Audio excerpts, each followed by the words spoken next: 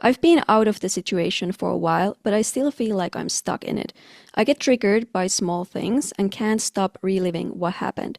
Can living with a narcissist cause PTSD? And how would I know if that's what I'm dealing with? Yeah, absolutely can. PTSD or post-traumatic symptoms are not uncommon after narcissistic relationships. And it makes a lot of sense when you consider what a narcissist is doing to you throughout the relationship. And so a recent study from Harvard actually showed a link between partner narcissism and post-traumatic stress symptoms.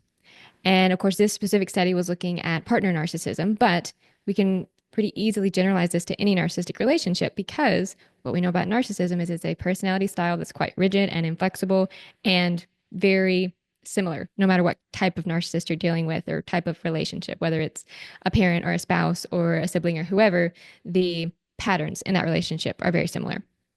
And so PTSD, post traumatic stress disorder, is broken up into four categories.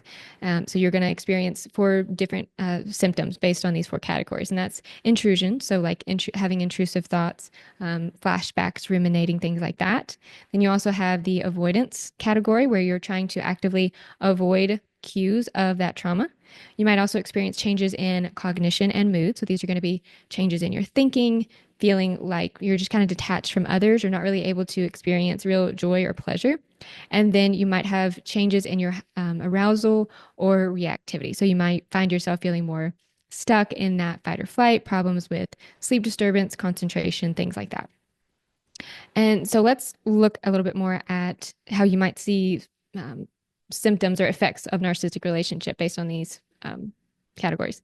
And so with the intrusive thoughts like that flashback and the constant reminders of the relationship and the psychological and emotional distress when you see those trauma triggers or cues that remind you of that person. So think about typical PTSD. We think of someone, who's been in a war zone. And so a very practical example might be that you've been in a combat zone, then you come back home and you hear a car backfire or fireworks go off. Well, that sends you into that flashback. You feel like your body is responding to that as if it's a bomb. And so you can literally feel and experience it like you're back in the war zone.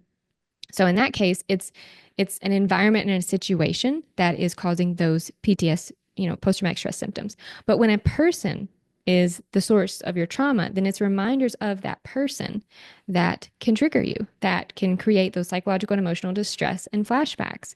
And so imagine how many triggers there could be if a person traumatizes you, and reminders of that person can be triggers. So if this was a partner or a spouse, perhaps the restaurant you went to where they yelled at you, the cologne they wore, the perfume they wore. It can be changes in someone's facial expression or tone of voice. You're looking at all of these things because in a toxic relationship with a narcissist, you never know what to expect. There's lots of reasons to be hypervigilant. And this is also why survivors can struggle and oftentimes where they actually get diagnosed with complex trauma. And complex trauma is a relational trauma that is chronic and it consists of relationships that are consistently abusive and neglectful. So that's where people actually start to develop complex trauma. And it makes a lot of sense and it makes you feel kind of crazy because sometimes people literally don't want to drive to a certain part of town because it reminds you of that person, of that narcissist. I've known plenty of people who, and myself included, who, when you see a car that looks similar to the one the narcissist drives, you immediately get that jolt of tightness in your stomach. You feel hot, you're flushed, like you are in a trigger. And it could not even like end up being that like not even be the narcissist, but it's just something that looks like the car that they drove. Those are all very understandable and valid symptoms and effects that can happen after a narcissistic relationship. So you're not crazy or anything like that. And you can also experience those intrusive thoughts because think about how you never knew what mood the narcissist was going to be in. You never knew how they were going to come home, how they were going to come through the door, what mood they were going to be in when they called you. And so that can lead to a lot of just intrusive thoughts and a pattern in your brain of, well, what's going to happen? Well, what if this person says this? Well, what if I do this? And then this happens. And you're so used to thinking like that because you were dealing with such an unpredictable person. As far as the avoidance category. So a lot of times you are trying to avoid triggers of that person. But like I said, that can be so difficult because triggers can be everywhere. Now, I will say for a short amount of time, intentionally avoiding trauma triggers can be helpful. So, intentionally avoiding reminders of that person. But over the long term, we know that avoidance leads to an increase in anxiety. So, it's not a long term solution. What I would suggest doing instead of trying to avoid those trauma triggers is change the meaning that you have with those triggers. So, let's say, for example, that your partner hated the way that you cooked dinner. Every night they would criticize you. Why did you do it like that? Why did you use this seasoning? I would have never done that. I can't believe you could even feed yourself. Like, who can even eat this cooking? Over and over, criticizing you and making you feel awful about it. What I would suggest is when you go to cook, because you initially might be like, I don't want to cook because it triggers me because of it reminds me of everything the narcissist said. But change the meaning associated with that trigger.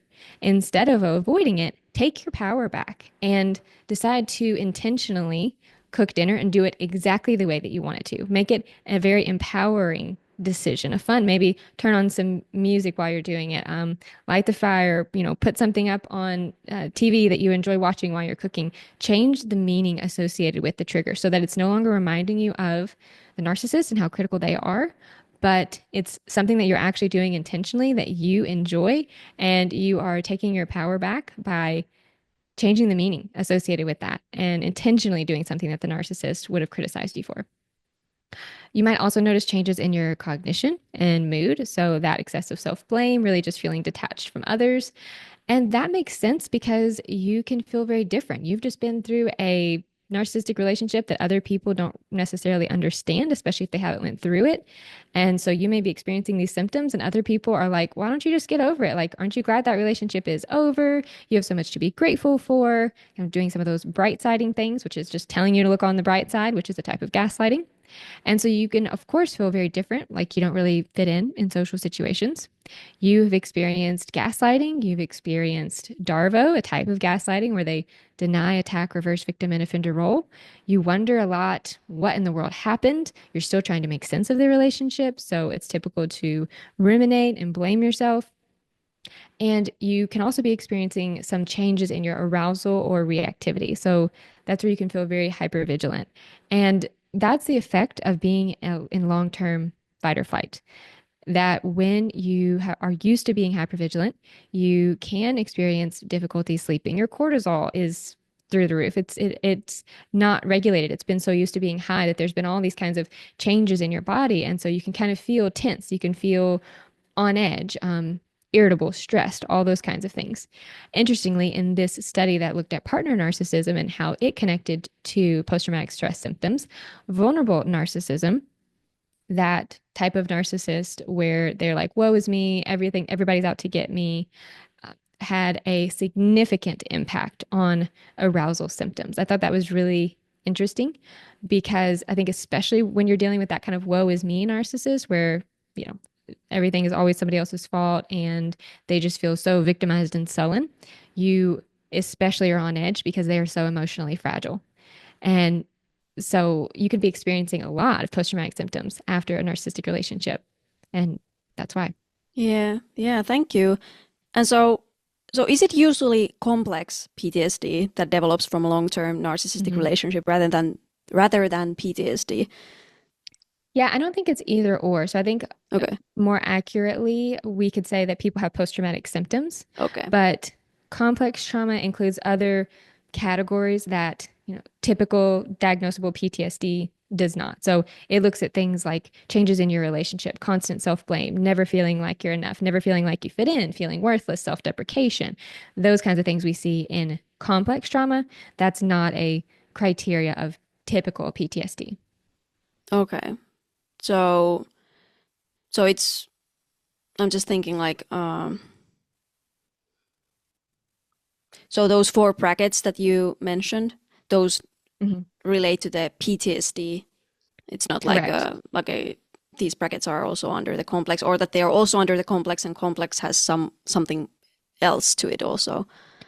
Right. And so complex trauma is actually not in the DSM, the Diagnostic and Statistical Manual. I believe it is in the ICD, the International Classification of Diseases, but right now it's only PTSD. Uh, And so, unfortunately, a lot of times survivors are going to get diagnosed with PTSD, even though that may not accurately reflect all of their symptoms. Because, like I said, it doesn't include the self blame, the self deprecation, the feelings of worthlessness. And so typically, complex trauma is a more accurate explanation of the symptoms you're experiencing.